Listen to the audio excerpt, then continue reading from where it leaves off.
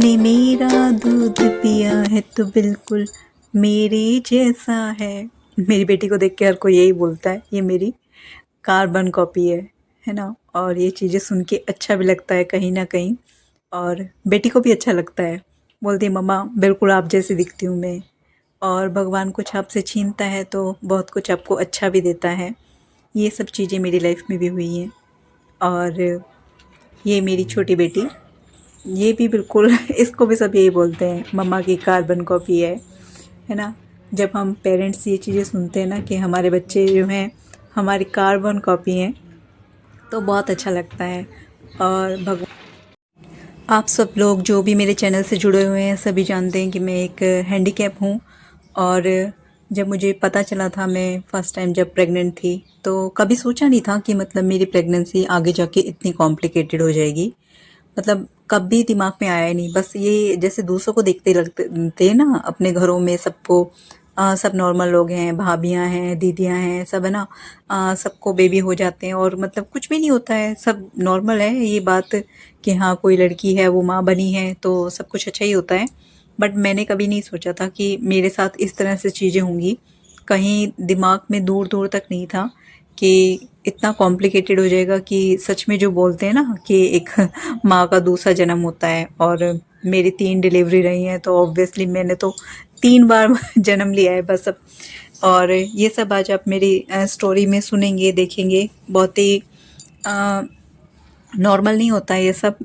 मतलब यही सोचा था कि बेबी होगा तो उसको संभालेंगे, इतना तो काम कर ही लेती हूँ, चलना फिरना भी कर लेती हूँ, कुछ हेल्प ले लेंगे, हेल्पर्स हो जाएंगे, मेड वगैरह लगा लेंगे, सब चीज़ें हो जाएंगी मैनेज। बट ये तो सोचा ही नहीं था कि मेरी कंडीशन इतनी बिगड़ जाएगी कि मैं ही दूसरों पे डिपेंडेंट हो जाऊंगी। जो मेरी कंडीशन जितनी बिगड़ी है ना, कि मतलब मैं जो, एक तो हैंडीकैप हूँ, वैसे ही चलने में दिक्कत, बट जिस तरह से ऑपरेशन के बाद जो है मेरी हालत बिगड़ी। और जो है एक पैर मतलब एक कदम तक उठाने की मेरी हालत नहीं थी। हर लड़की, चाहे वो हैंडीकैप है या नॉर्मल है, सभी का एक सपना होता है कि उनकी शादी हो जाए और सही टाइम से शादी हो जाए। और उसके बाद फिर सभी का एक सपना होता है कि वो माँ बने शादी के बाद में। तो यही आज मैं मेरी प्रेगनेंसी स्टोरी आपको सुनाने वाली हूँ। मैं एक हैंडीकैप हूँ, और मेरी जो है प्रेगनेंसी की जो जर्नी है, जो स्टोरी है, वही मैं आज आपके साथ शेयर करने वाली हूँ।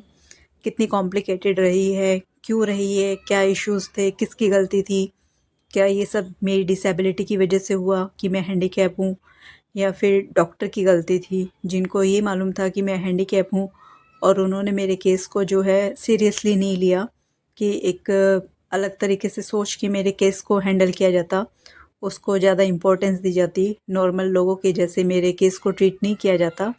क्योंकि हैंडीकैप लोगों की जो है कुछ ना कुछ प्रॉब्लम होती है, आज वही सब share. Hi, hello, good morning, good evening, good afternoon, Radhe Radhe सभी को। स्वागत है आप सभी का। मैं लीना शर्मा, मेरे चैनल का नाम है लीना शर्मा हैंडीकैप, और आप सबका बहुत बहुत स्वागत है मेरे चैनल पर। आप आज की मेरी वीडियो का टॉपिक है pregnancy journey of a handicap lady, है ना। सभी की जो है लेडीज़ का मतलब एक होता है ना कि बोलते हैं कि एक औरत जब तक माँ नहीं बनती है ना तब तक वो संपूर्ण नहीं होती है। ठीक है, ये चीज़ें पहले बोली जाती थी। ठीक है, सबकी अपनी अपनी किस्मत है, अगर चीज़ें पॉसिबल होती हैं तो अच्छी बात है, नहीं होती तो भी ठीक है। जो है किस्मत में उसको मान लेना चाहिए। और कभी भी जो चीज़ें लाइफ में नहीं मिली हैं उनके लिए रिग्रेट नहीं करना चाहिए। जो मिला है, जो भगवान ने दिया है, वो भी बहुत खूबसूरत दिया है। और बस यही सब चीज़ें आज मैं अपनी वीडियो में एक्सप्लेन करूँगी कि मेरी जो है प्रेगनेंसी जो जर्नी रही है, एक नॉर्मल लोगों की, ठीक है, सभी की होती है लाइफ में प्रॉब्लम होती है। कोई भी लेडी प्रेग्नेंट होती है जो नॉर्मल है, फिज़िकली ठीक है, उनको भी बहुत सारी प्रॉब्लम आती है और ये इजी नहीं होता है। बोलते हैं ना कि एक जो औरत होती है ना, उसका जो है दोबारा से जन्म होता है बच्चे के साथ में।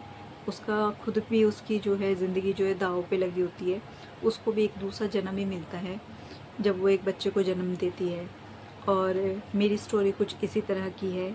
मैं सच में मतलब मैंने जो है दूसरा जन्म ही मिला मुझे, क्योंकि मेरी जो प्रेगनेंसी रही वो पूरा टाइम बहुत अच्छे से निकल गया जो मेरी फ़र्स्ट प्रेगनेंसी रही है।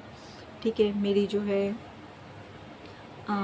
3 प्रेगनेंसी रही हैं, 3 बच्चे रहे हैं जिनमें से एक नहीं रहा। जो मेरा सबसे फर्स्ट बेबी था, बेबी बॉय, है ना? तो उस टाइम इतनी चीज़ों की समझ भी नहीं थी। I was only 23 years old when I got married.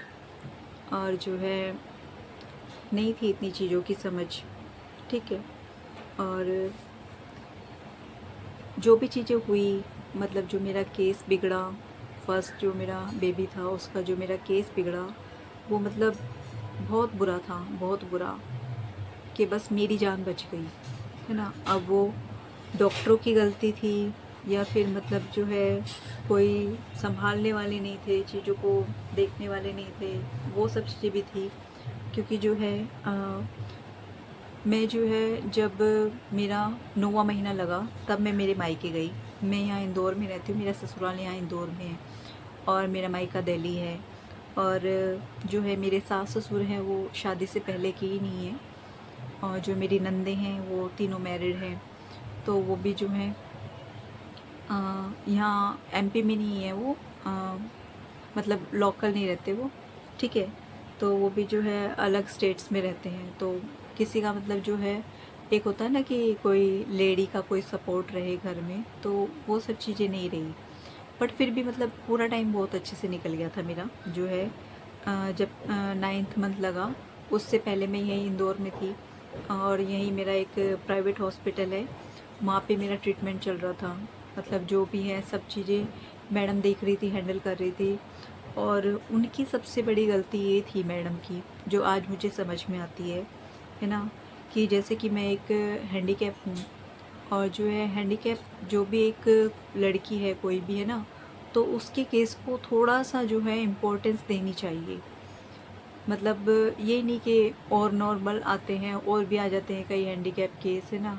किसी का कम है, किसी का ज़्यादा है, तो सबकी सिचुएशन एक जैसी नहीं होती है। और क्योंकि मैं जैसे एक बैसाखी से चलती हूँ ना, तो एक बैसाखी से चलने से क्या है कि मेरा जो है ना बॉडी पोस्चर जो है वो कहीं न कहीं बिगड़ा ही हुआ था, जो मुझे अब समझ में आता है जब मैं कैलिपर यूज़ कर रही हूँ।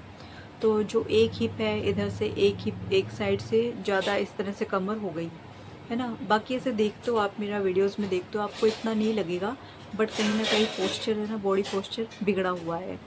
तो जो है उसी की वजह से जो है ना ये सब चीज़ें प्रॉब्लम हुई मेरे हैंडीकैप होने की वजह से। ऑपरेशन तो खैर आजकल जो फिज़िकली ठीक है उनके भी होते हैं, बट मेरे केस में ये था कि मतलब विदाउट मेरा जो है सी सेक्शन के बेबी हो ही नहीं सकता था। और यहाँ जब इंदौर में मेरा पूरा 8 महीने पूरा यहाँ पे ट्रीटमेंट चला, है ना? और जब 9वां महीना लगा तब मैं यहाँ से गई, और मैंने मैडम को यहाँ पर बोला भी था कि यहाँ मेरे यहाँ पर कोई देखने वाला नहीं है, इसलिए मुझे मेरे मायके जाना पड़ रहा है डिलीवरी के लिए। तो आप मतलब प्लीज़ सब चीज़ें लिख दीजिए ताकि वहाँ मैं जब जाऊँगी तो वहाँ मेरी जो फ़ाइल है वो दिखा सकूँगी। बट यहाँ मैडम ने है ना मुझे एक बार भी नहीं बोला, एक बार भी नहीं बोला कि तुम्हारा सिज़ेरियन से बेबी होगा, है ना? मतलब एक बार भी मेरे माइंड में डाला ही नहीं।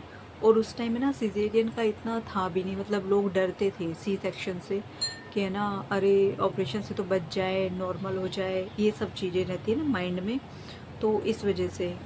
और फिर जब वहाँ पे जब मैं मेरे घर पे थी मायके दिल्ली में, और उस टाइम जब लेबर पेन स्टार्ट हुए और वो मुझे हॉस्पिटल लेके गए, तो सबसे पहले ये था कि है ना गवर्नमेंट हॉस्पिटल में ले गए। और वहाँ जो है गवर्नमेंट हॉस्पिटल में वहाँ लेके गए, तो वहाँ जाके ना फिर मेरे जो लेबर पेन थे ना वो कम हो गए। बट वहाँ जो गवर्नमेंट हॉस्पिटल में होता है ना, टॉयलेट्स वगैरह सब बहुत गंदे होते हैं। और एक हैंडीकैप जो है और वो प्रेग्नेंट है, ठीक है, अगर वॉशरूम जाना है, ठीक है, नीचे बैठना और बिना किसी सपोर्ट के उठना तो पॉसिबल ही नहीं है। बट जब मैं वहाँ पे गई, वॉशरूम गई, है ना, तो मैं वहाँ गई ना तो पूरा टॉयलेट वहाँ इतना गंदा था, मतलब मैं एक्सप्लेन नहीं कर सकती, उन चीज़ों को मैं याद करती हूँ ना, एक्सप्लेन नहीं कर सकती। और मैं मतलब बैठ तो गई बट मैं ये सोची अब मैं उठूँ कैसे, मतलब सब जगह इतना गंदा, कहीं मतलब आप हाथ टच ऐसे हाथ का सपोर्ट लेके कहीं उठ ही नहीं सकते। मैं इतनी मुश्किल से उठी थी ना, इतनी मुश्किल से उठी थी, मतलब बस ना मेरा मन जानता है मैं कैसे उठी थी। इतनी ताकत मुझे लगानी पड़ी थी नीचे बैठ के उठने में। और जब इतनी प्रॉब्लम मुझे हुई ना, और फिर वहाँ से आने के बाद फिर मतलब जो है थोड़ी देर बाद मेरे जो है लेबर पेन भी जो है बंद हो गए। फिर मेरे साथ मेरी मम्मी थी। मैंने मेरी मम्मी को बोला कि है ना, वो उन्होंने बोला कि एडमिट कर लेते हैं। मुझे एडमिट करने के लिए वहाँ पे उन्होंने सब फॉर्म वॉर्म भरा दिया कि इनको यहीं रखेंगे अब रात को। अब मुझे टेंशन ये हो गई कि मैं रात को यहाँ रुकूंगी और मुझे वॉशरूम जाना पड़ेगा, तो मैं कैसे मैनेज करूँगी। मतलब ये बहुत बड़ी प्रॉब्लम है ना। नॉर्मल जो लोग होते हैं वो इजीली, उनका प्रेग्नेंट लेडीज़ को वैसे भी उठने बैठने में दिक्कत होती है। नीचे बिल्कुल आप नीचे बैठते हैं फ्लोर पे, और फिर उठना, एक तो ये है कि आप कहीं जैसे इंग्लिश टॉयलेट होते हैं है ना, उस पे बैठे तो उसमें आपको उठने में फिर भी ये है कि कम फोर्स लगानी पड़ेगी। बट आप बिल्कुल जो वैसे इंडियन टॉयलेट होते हैं या जैसे बाथरूम में है ना, वहाँ पे बिल्कुल प्लेन फर्श है, वहाँ से उठ के बैठ के उठने में वो इतना प्रॉब्लमेटिक है ना, मतलब मैं एक्सप्लेन नहीं कर सकती। जो समझ सकते हैं वो ही समझ सकते हैं, जिनके साथ प्रॉब्लम है ना। उठने बैठने में मतलब बहुत ज़्यादा फोर्स लगानी पड़ती है, और फिर ऊपर से प्रेगनेंसी, तो आप कैसे चीज़ों को मैनेज करोगे। तो मैंने मेरी मम्मी से ज़िद कर ली कि मैं यहाँ नहीं रुकूँगी हॉस्पिटल में, आप यहाँ से ना छुट्टी ले लो, ठीक है। और अब मुझे लेबर पेन हो भी नहीं रहे, मतलब बचपना भी था, मैं सिर्फ 23 इयर्स की थी है ना।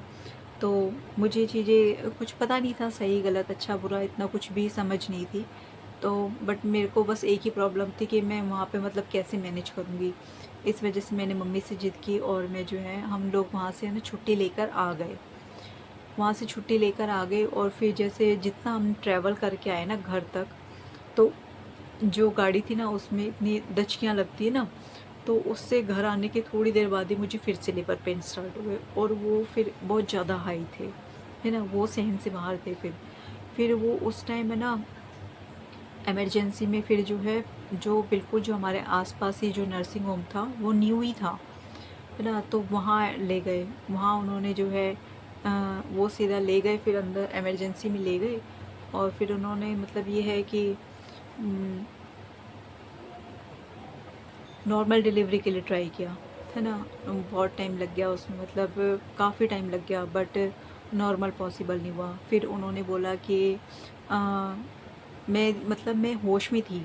उन्होंने जो है, मैं होश में ही थी, सब चीज़ें मुझे सुन रही थी, सब समझ में आ रही थी। और फिर उन्होंने जो है जो छोटा ऑपरेशन रहता है फोर्सेप, उन्होंने फोर्सेप कर दिया, फोर्सेप किया उन्होंने।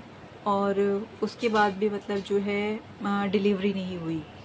फिर उन्होंने है ना बाहर आके है ना, मतलब मेरी मम्मी और जो मेरी ताई जी थे उनको बोला कि है ना इनका ना बड़ा ऑपरेशन करना पड़ेगा, इनका ऐसे नहीं होगा, जो बेबी है वो उसकी डिलीवरी ऐसे नहीं होगी। तो वो क्यों नहीं होगी, ये चीज़ें मुझे बहुत मतलब बाद में समझ में आई। और जो है घर वाले जो थे वो बहुत ही कंफ्यूज थे कि मतलब एक तो लड़की हैंडीकैप है, और उस पे अगर ये सिजेरियन हो जाएगा, ऑपरेशन हो जाएगा, तो ये मतलब कैसे मैनेज करेगी चीज़ों को। क्योंकि जो जिनका सिजेरियन होता है ना उनको पता है कि 6 मंथ्स का रेस्ट होता है। और फिर मेरे यहाँ पे ससुराल में कोई भी नहीं है लेडी कि मुझे मतलब किसी का सपोर्ट हो, हस्बैंड भी हैंडीकैप है ना। मैं कैसे चीज़ों को मैनेज करूँगी, और मुझे मतलब मैं हैंडीकैप इंसान अपने ही काम मुश्किल से करता है, और फिर एक बेबी को जो है संभालना एक बहुत बड़ी जिम्मेदारी होती है।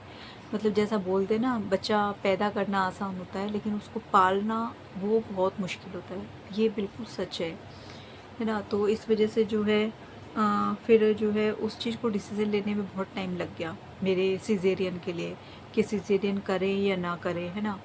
तो फिर उन्होंने तो मतलब ये भी बोल दिया था कि अगर आपको सिजेरियन नहीं करना है ना, तो फिर हमने जो इनका जो छोटा ऑपरेशन किया है, हम वो स्टिचेस लगा देते हैं, इनको टाँके लगा देते हैं, और यहाँ से रेफ़र कर देते हैं, आप इसको दूसरी जगह ले जाइए। और मतलब मेरी जो कंडीशन बिगड़ी हुई थी ना उस टाइम, और वो बोल रहे हैं इसको कहीं और रेफ़र कर देते हैं।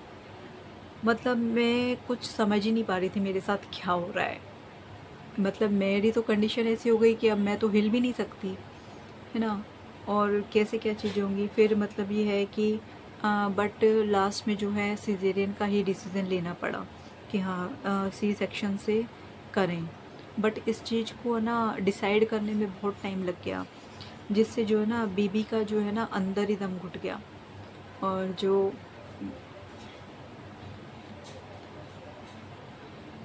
बेबी नहीं रहा, है ना। और